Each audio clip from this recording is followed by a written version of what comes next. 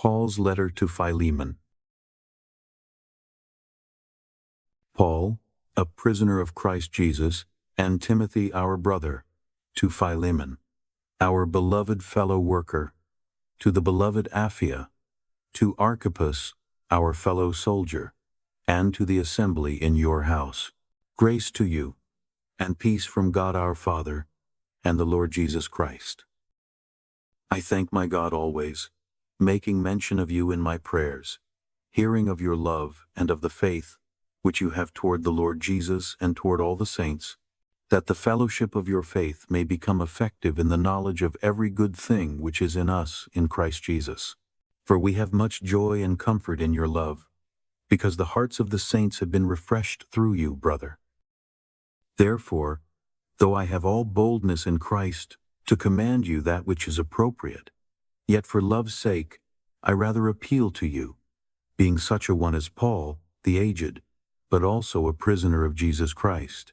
I appeal to you for my child Onesimus, whom I have become the father of in my chains, who once was useless to you, but now is useful to you and to me.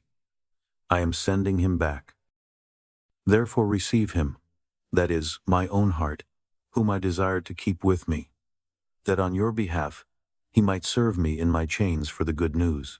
But I was willing to do nothing without your consent, that your goodness would not be as of necessity, but of free will.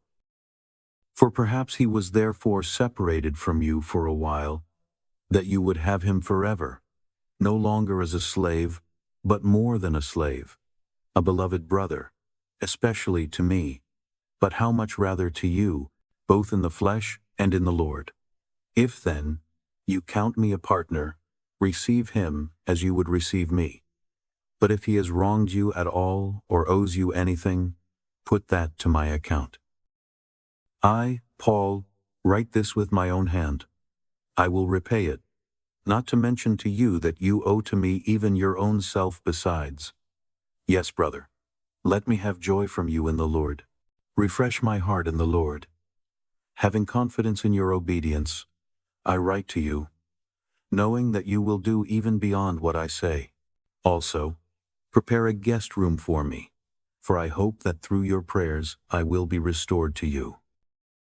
Epaphras, my fellow prisoner in Christ Jesus, greets you, as do Mark, Aristarchus, Demas, and Luke, my fellow workers.